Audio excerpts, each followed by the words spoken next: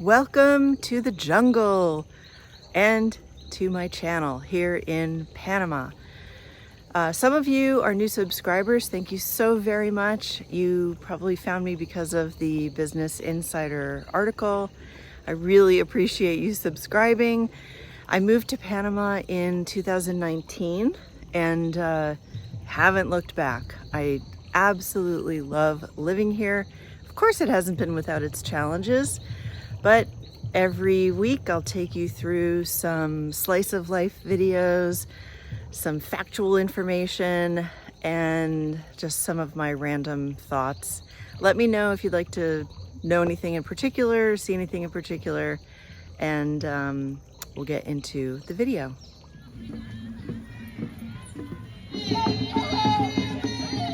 So there always seems to be some type of parade in town in El Valle, and this was a little pollera festival. And the pollera is that skirt that you're seeing. It's very bright and colorful. There's a lot of different patterns. It can depend on the province where it's from. They can range from a few $100s to several $1,000s, and even the whole outfit itself can be upwards in the multiple thousands of dollars. Usually the women will wear the tembleques, that's the beaded hair ornament, and gold jewelry. So this was just a local pollera parade. The reason it's called the chicken skirt is that they used to wear it and then they would kind of flutter it to get the chickens to move along. So that's why it's called the pollera chicken skirt.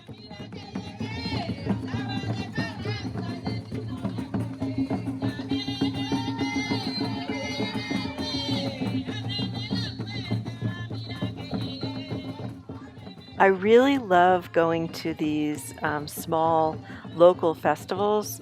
I think it was last year I went to La Pintada for the Sombrero Festival, and that was just so charming and sweet. They had all of these booths set up where the hat makers would show off their collections, and I did buy a hat.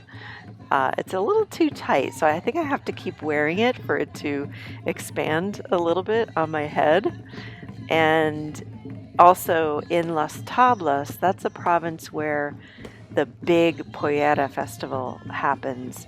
I believe it's every year, and I want to say it's sometime in March.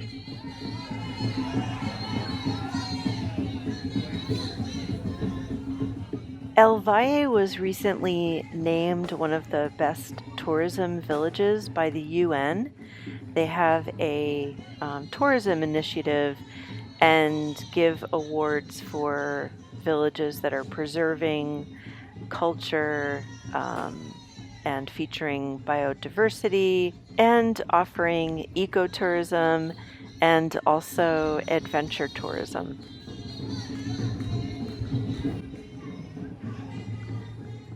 There were actually two places in Panama that made it on the UN list. The other is Portobello, and that's on the Caribbean side of Panama. That's about maybe an hour and a half from Panama City, maybe 2 hours. And that's definitely worth a visit if you're going to Panama City and you don't have a lot of time to travel throughout the whole country, but you wanted to see the Caribbean side. There's a lot of history there. There's great Afro-Caribbean influence, some really good food, and a lot of historical sites that are just so easy to get into. There's no guards, there's no fees. You just walk right up. These meat sticks that they make at the festivals they smell so good. And I've had a couple, and they're pretty tasty. It's morning, and I have to clean the casita because I have a guest arriving tomorrow, and I have to clean my house because I have friends that are coming to take care of my cat because I'm going somewhere new. I'm staying with a friend for a couple nights in Pocri. It's in the Los Santos province. So I'm really excited just to kind of, get out and see a new area. And I was really excited about going because we haven't had sun here, but the sun is officially here. I think it's officially summer. I'm just so excited. So anyway, I was just thinking about the video, which is all like the marching band and Christmas tree lighting in town, and just how much I love living in a small town. And it's funny because years ago when I used to live in Connecticut, I loved going into Manhattan. Like that was just so much fun. But we change with time, I think generally we become a little less inclined to be part of, big group activities and a lot of energy and excitement around. But let me know your thoughts on that. Do you think that you kind of stay the same as you get older and still enjoy the things that you enjoyed in your 20s and 30s? Mine definitely have shifted. Now I totally understand the appeal of sitting on the patio and watching the birds. I love watching the birds. It's fascinating, especially when there's toucans that are coming by. And I go to bed so much earlier now than I ever have. Probably I haven't gone to bed this early since I was like 9 or 10.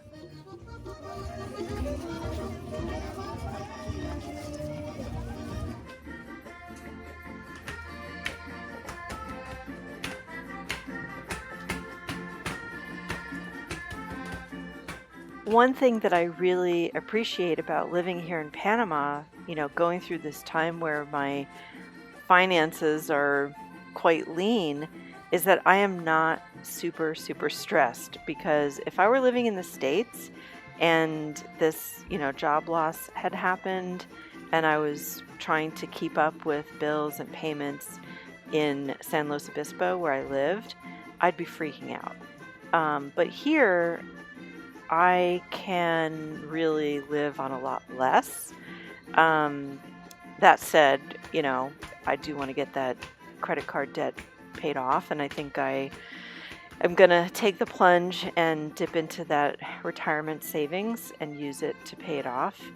I had a good talking to from my wise aunt, and but in general, my expenses are pretty minimal here. So comparatively to where I was living, Panama offers a much more affordable lifestyle.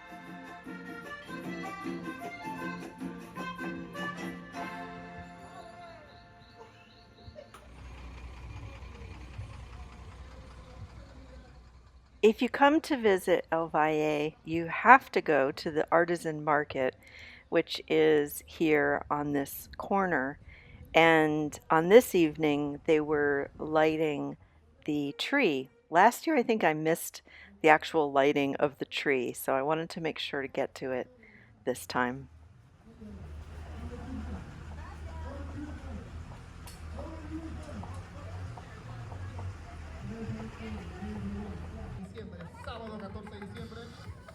Donde tendremos, este día sí va a haber, usted es el señor Cristian con las palabras de la invocación religiosa. Muy buenas noches. Buenas noches a todos, de parte pues del párroco Rolando Rey.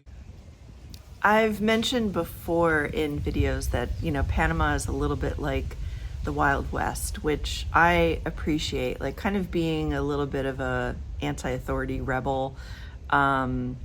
I kind of like being in a place that has some vagaries, and seeing how they lit off the fireworks just above the crowd of people is just kind of laughable, because in the States, you'd have like this football field length barrier, between the people, and you'd have, the fire department standing by at the ready.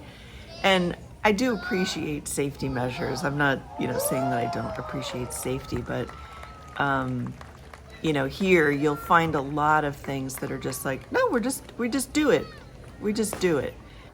Another example of that was when my construction guys moved the metal container. I had this I think it's 20 feet, this metal container that was under part of the roof in the yard, and they came and they moved it to a different spot in the yard. Nobody had a hard hat on. I didn't need any special permit. I didn't need a special insurance waiver. The guy came with a tractor. It was $150, and he just dragged it across. There were a couple moments I was a little nervous it was going to hit the house, but it all worked out fine.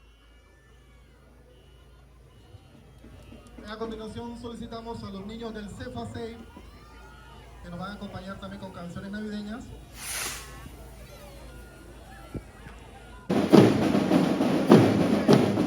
I love a marching band, but I realized that they never marched. They just stood in place and played the music. I kept waiting for them to march.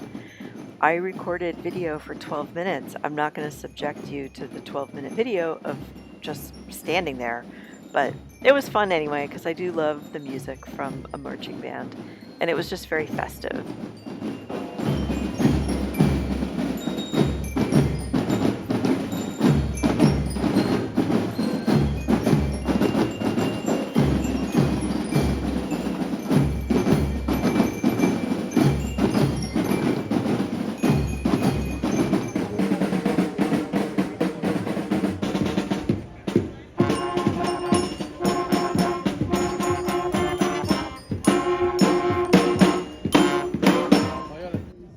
Thank you so much for watching. I hope you enjoyed the parades. If you are looking for a Christmas gift for someone that might have some cognitive issues, is older, or has eye strain, some of these coloring books that I made would actually be a perfect gift. I designed them so that they'd be big, easy to see, and easy to color in. So have a wonderful week. I will see you next time. And hopefully I'll have that video put together of my visit to Los Santos. And I'm also going to check out Playa Vanal.